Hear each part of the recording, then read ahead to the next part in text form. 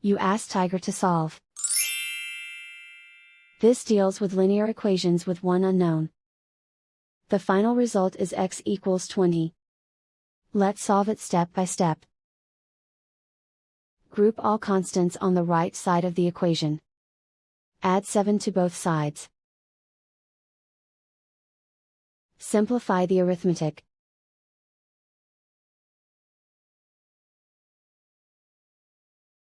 Isolate the x.